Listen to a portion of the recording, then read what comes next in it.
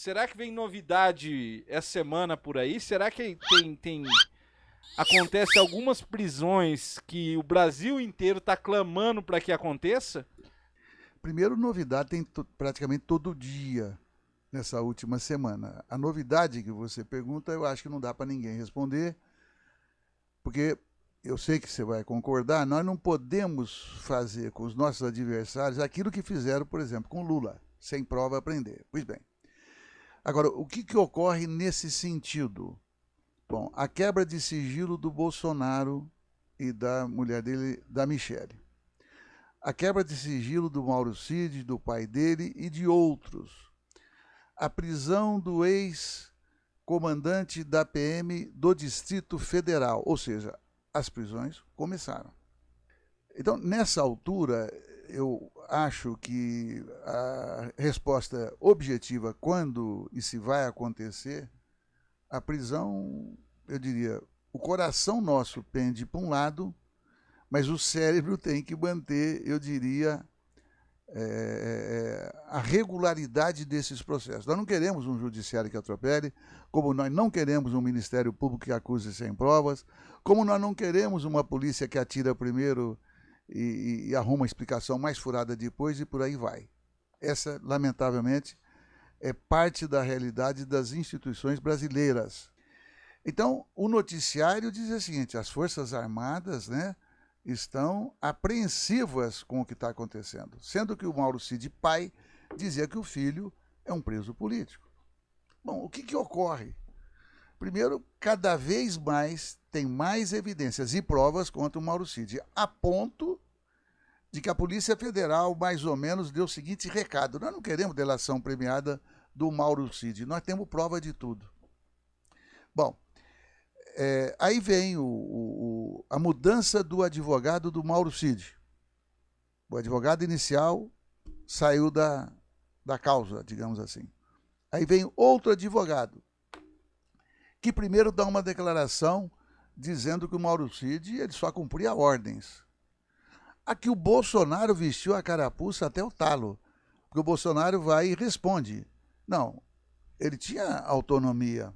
E, em seguida, numa entrevista do ASEF, que é o novo, aliás, que é parte desse conjunto, o ASEF diz que ele foi nos Estados Unidos, sim, que ele comprou o relógio Rolex de volta com dinheiro dele, de fonte, digamos, justificável, e que doou ao Tesouro Nacional. E ainda diz que o Tesouro Nacional deve para ele. Então, ele confessa aquilo que ele tenta defender, ele confirma que houve o crime da venda. Ele confirma, digamos, que a equipe do Bolsonaro, da qual ele faz parte, participou da trampa. E ele, digamos, entre aspas, generosamente vai lá para salvar, digamos, o erário público. Só que ele entra aqui sem, de novo, pagar os impostos devidos para quem traz um Rolex e joias lá do exterior. Ou seja, ele comete outro crime. Nessa altura, tem analistas na mídia que fala que caminha para chegar no Bolsonaro. Eu também penso isso. Aliás, todo mundo pensa. Porque como a Polícia Federal está fazendo um bom trabalho e está cada vez mais trazendo fatos novos, não é a CPI. A CPI, digamos, ela comenta, ela dá estridência, mas a investigação para valer está sendo da Polícia Federal. Como era previsível, aliás. Bem, então, nesse sentido, quando já prende comandante da Polícia Militar do Distrito Federal, qual é o recado? Bom recado. Quem cometeu o crime vai em cana. Então, nessa altura, a família Bolsonaro não deve estar dormindo tranquila. Os aliados dele também não. E está faltando aí um Twitter de um general graduado dizendo que não admite, mesmo sem ter acertado na razão, mas nesse caso eu acho que ele acertaria, dizendo: nós não admitimos bandido que nos represente.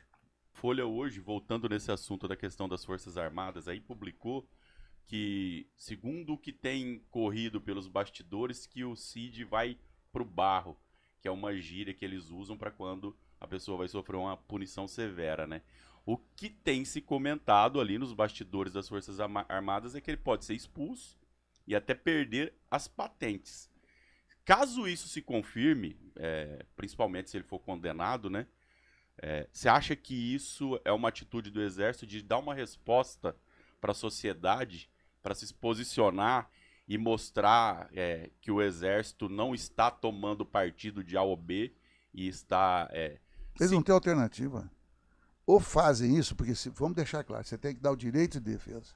Você não pode julgar no que alguém disse, ou seja, só a prova testemunhal. Felizmente, o Supremo tem, eu diria, trabalhado muito bem, porque você tem que ter prova. Então tem que dar o direito de defesa. Agora, tudo indica que ele vai, de fato, dançar, vai para o barro, não é? Como eles dizem, e as Forças Armadas não terão alternativa. Como é que você defende o indefensável comprometendo a instituição? Então, mesmo aqueles que gostariam que não tivesse acontecendo, que são todos, ou que têm amizade, ou que compartilha, digamos, da mesma análise da família Cid, Mauro Cid, não tem como. Vou dar um exemplo concreto. Toda vez que havia votação para caçar algum deputado ou senador, mas a votação era fechada, então havia sempre a possibilidade deste ou daquele ou daquela não serem caçados, mesmo com todas as evidências, mesmo com a disputa política, assim vai.